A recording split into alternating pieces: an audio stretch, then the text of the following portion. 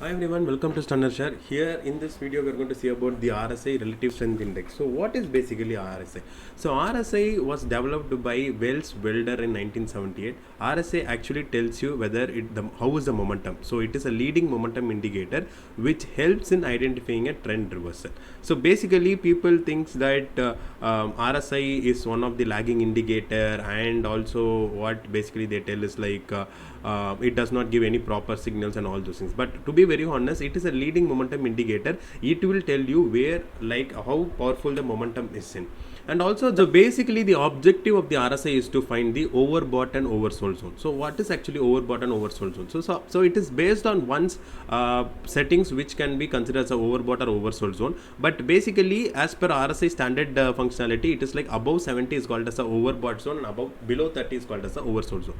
So in the overbought zone, what actually it tells is that the momentum of the stock is so high, so it cannot sustain a long time in the overbought zone, so it can reverse. The same is for the oversold zone as well. As the negative momentum of the stock is so high, and it can go for a possible reversal for the upper side. The RSI zone. So as I said, above 70, which is called as the overbought zone, and below 30 is the oversold zone. But as per our settings, we can change it. We can change, like, above 80 also can be considered as a overbought zone, and below 30 can be considered as a oversold zone. How to change it? Just go over here in settings. Okay, so upper band is there, right? You can change it to 80, and lower band you can change it to 20. Okay, so that by that the oversold zone and overbought zone can be changed. So it's up to one's view, like one's wish on how to decide where to keep the overbought or oversold zone. Clear? And then moving on further, RSI limitation. So what is basically the RSI limitation? So if you see the overbought zone or oversold zone, so there is no significant or no clear indication that once at the time it touches the overbought zone, it will reverse, or once at the time it touches the oversold, there is no such criteria there. It can stay there in the overbought zone or oversold zone for a longer time. So we will not be able to understand when actually the reversal will come. So that is the major limitation which I see in RSI.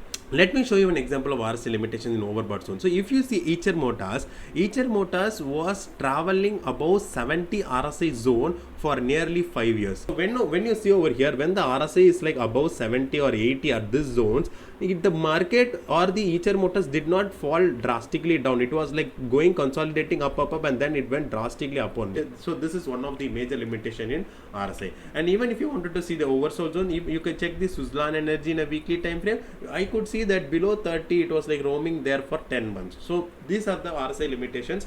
But then there will be a question, then why or how we can use this RSI in a better way. So that is what will be covered in the next part. So here is a part which you have to concentrate a lot with. The part is called as the RSI divergence. So we basically knows that the RSI is a leading momentum indicator, and we will be able to spot reversal at the oversold zone or overbought zone, but we are not sure like when that overbought zone will give a reversal or when the oversold zone will give a reversal. To help that, RSI divergence is used. RSI divergence gives you a potential reversal point. So by this you will able to understand whether the reversal is going to come or not. So how we are able to say that? See, basically RSI tells that the leading momentum indicator, when the momentum is very high but the price is not moving much, when the price is not showing that much powerful move, then the divergence will be falling in. Okay, so there are two types of RSI divergence. One is bullish RSI divergence, another one is bearish RSI divergence. So what is bullish RSI divergence? The price will be making lower low. Okay, the price is weakening, but the momentum is not weakening. If you see, RSI is making higher low. So what it is telling that is, I don't want the price to fall further. I am showing some momentum to push the price further upside. There you need to spot some reversals, and then you need to go up further upside. Clear? Take the trend line. The price is making a lower low, but the RSI is making a higher low.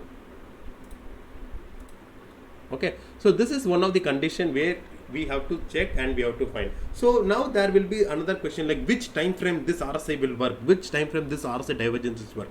There is no such time frame at all. I'm using in 5 minutes, I'm using in 15 minutes, I'm using in 1 hour, I'm using in daily, I'm using in weekly as well. So it is up to you, like to which time frame you wanted to use. And one other hint I wanted to tell you is, like, you wanted to go for a trade. So whenever this price is making a lower low, that means for sure in all the cases the the price will be like traveling or trading below the 20 SMA. So whenever there is a close above the 20 SMA, I would prefer entering above that, not whenever I see a reversal. Even though RSI gave a reversal to go further upside, I would wait for the candle to close above the 20 SMA, and then only I will prefer going further upside. And when should I exit? Whenever there is a close below the 20 SMA, you can exit. Like you can exit over here, or like again if you see any divergence, you can hold it and then you can exit over there. So I prefer entering above the 20 SMA and I prefer exiting below the 20 SMA. So this is the RSI bullish divergence. RSI bearish divergence. RSI bearish divergence means price is making a higher high. If you see price is making a higher high and the RSI is making a lower high. So what it basically says is like the price is like moving further upside, but RSI is telling, hey guy, I'm not willing to go up, I'm showing less momentum, I'm going to make a lower high only, and it has made a lower high, and we have spotted a reversal, and after that it has clearly fallen down. Same thing you can spot it in the Nifty chart as well. Okay, so see over here, this is price is making a higher high, whereas if you check RSI is making a lower high. So this is the actual potential reversal for RSI to consider. And one has to take a trade for sure. When the price is making higher high, it will be trading above the 20 SMA. So I would prefer trading below the 20 SMA and then go for an entry, and I would exit whenever the price is closing above the 20 SMA. So this is not that easy to go for a trade or enter a trade, but you need a lot of experience, you need a lot of practice on that. So this content I'm sharing to you so that please practice a lot and then do a lot of trades on this. Clear? Then moving further, this range of RSI. So there is bull market range and bear market range. So basically there will be a question, what range of RSI? I have never heard about it. Don't worry, we'll check all these things over here. So basically the range of RSI will come only in a bull market or in a bear market. So whenever there is a bull market happening, what happens is like the RSI indicator will not fall below 40 at all. It will be taking support at the 40 and 50 zone, and sometimes it might face the resistance at the 80 zone or at the 90 zone. Let's take the Nifty chart. So in this Nifty chart, if you guys see over here, so when did the bull market started? The bull market started at this 10 March 2020. So March 2020 low is the last low what we could see in the RSI, and after that till now this would be the low we had formed, and price did not even close below 50 at all. So this is called as the bull market range. Clear? If you can read over here, RSI tends to fluctuate between 40 and 90, and the 40 and 50 zone will be acting as a support, and 80 zone will be acting as a resistance. So we are also facing some resistance at the 80 zone. Now moving further to bear market range. So whenever a market falls drastically, and that is where the bear market range actually starts. So in the bear market range, it is like just the opposite of the bull market range, where the RSI will be facing resistance at the 50 and 60, and RSI will be like trading below 20 or 10. So that is what is RSI bear market range. So we can check the S-Bank chart in weekly time frame. Like from 2020, like 2018, it was like falling drastically from like say 400 levels or so, and after that if you see, the high made was 60 and it was facing some resistance over there, and after that it never crossed 55 itself. So and it is always trading below the 55 zone. So this is called as the bear market range. And then now we are moving on to an interesting topic, what is called as the RSI test point. RSI test point basically means it is a test point. It's a test to us, not actually a test point it is, but it is a good one. I like this concept a lot. So what we basically do is like whenever we wanted to plot a trend line, we basically plot a trend line over the price chart. Okay, we will draw a trend line over here. This is what we basically do.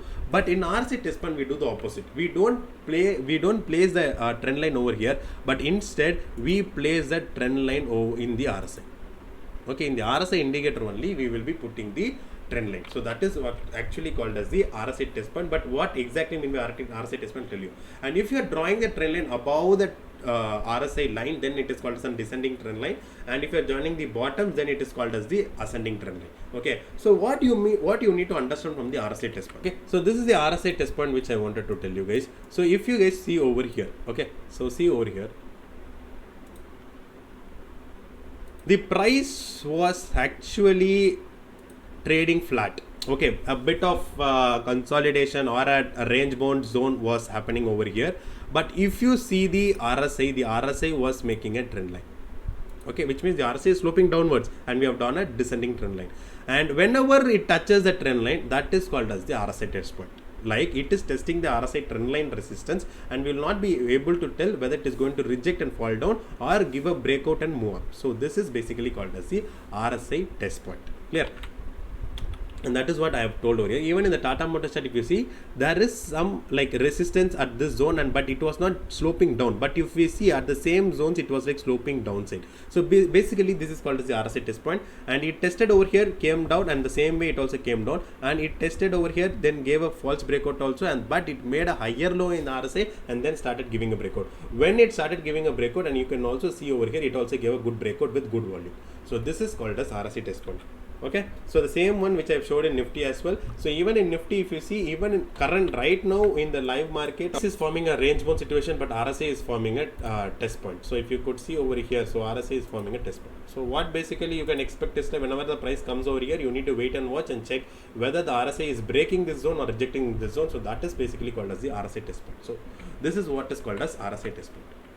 And RSI reversal. So this is a very rare, I should say this is a very good topic, but a rare scenario which you can see in the market. So there are two RSI reversals which are there. One is RSI positive reversal and RSI negative reversal.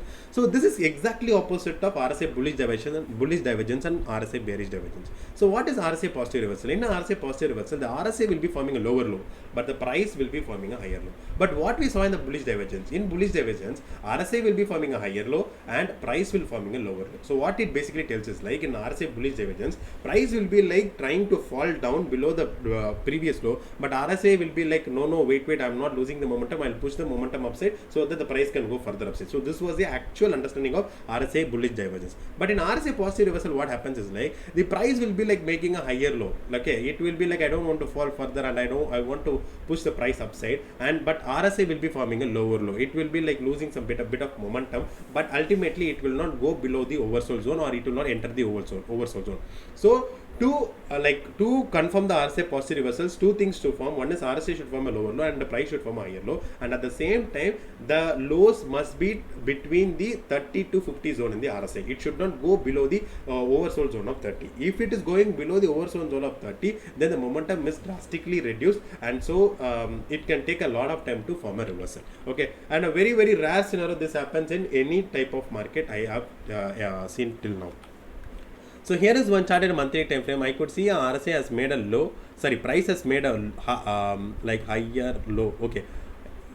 Okay, so this is higher low. Okay, the price has made a low and then a higher low, but RSI, if you see, it has made a lower low. Clear? And then the same way RSI bullish divergence, if you see, if the price is making a lower low, but RSI is making a higher low. So this is what the basic difference between RSI bullish divergence and RSI positive reversal. RSI positive reversal is a very rare scenario. Now let's move on to the RSI negative reversal. So what is basically RSI negative reversal? First of all, it is the opposite of RSI bearish divergence. So RSI negative reversal basically forms a higher high in RSI and price forms a lower high. But what actually happens in RSI bearish divergence? Price will forming a higher high and RSI will forming a lower high. And also you need to ensure that the RSI does not go to the overbought zone. So whenever it is forming a higher high situation, it should be between the 50 to 70 range only. Okay, and if you see over here, RSI has made a negative reversal, like price has made a lower high, but RSI, if you see, it has made a higher high. So this is one of the RSI negative reversal example. I found it I found this example in a very tough manner. I was like researching a lot of charts to check this. Like unfortunately, I found this one. So this is also very rare scenario. Whenever you find a reversal at the lower high zone and the higher high of RSI, then that's a good shorting opportunity. And if you see, it is an exact opposite of bearish divergence. Bearish divergence is making up a higher high, wherein the RSI is making the lower high. Clear? So in this video, I've explained about what is RSI. RSI is a leading momentum indicator, and it has two zones. One is overbought zone and another one is oversold zone. But basically what tells is like after going to the overbought zone, it reverses and falls down, or after going to the oversold zone, it reverses and goes up. But there are some limitations as well in RSI. It can remain in overbought zone itself for a longer time. It can remain in the oversold zone for a longer time. But how to know whether a reversal is possible? For that is where the concept of divergence comes in. So divergence tells you about a potential reversal point, and it is two types of divergence are there. One is bullish divergence, one is bearish divergence. In bullish divergence, price should make a lower low and RSI should make a higher low, and in bearish divergence, price should make a higher high and RSI should make a lower high. And there is a concept of range of RSI to ensure that we are in a bull market or in a bear market. So that is what has been told. So in a bull market, the price should be trading above 40 or 50 zone, and in a bear market, the price should be trading below the 40 or 60 zone. So this is called as the bull market range and the bear market range. And one of the interesting and the one topic which I like a lot is RSI test point. In RSI test point, what we basically do is like we do not draw a trend line on the price. We basically draw the trend line on the RSI. So whenever the price is trading in a very tight zone, not making a lower high zone, but RSI will be making a lower high zone. So that is what is basically called as a RSI test point, where we will be able to draw a trend line. So whenever whenever RSI is touching the trend line, we should wait and watch carefully whether it is giving a rejection or a breakout. So that will ensure that market can go in which direction. So this is basically called as RSI test point. And then the last topic which I know in RSI is RSI reversal, which is a very rare scenario topic which I see in the market. One is RSI positive reversal and another is RSI negative reversal. It is both are like exactly opposite to RSI bearish divergence and bullish divergence. RSI positive reversal means RSI should form a lower low and the price should form a higher low, and very tough to find it in the market, and it is like a very rare scenario. And the same for like RSI negative reversal, price should make a lower high and RSI should make a higher high. So that is also very rare scenario which I found in the market. So these are the topics which I have covered in this video. If you feel the content is good, kindly give a like, and if you want the knowledge needs to be shared to your friends and family, kindly do a share. And if you have any other feedback, please let me know in the comment section. So that will be like helpful for me as well to learn and grow. And what else? Thanks a lot. Stay tuned for more videos.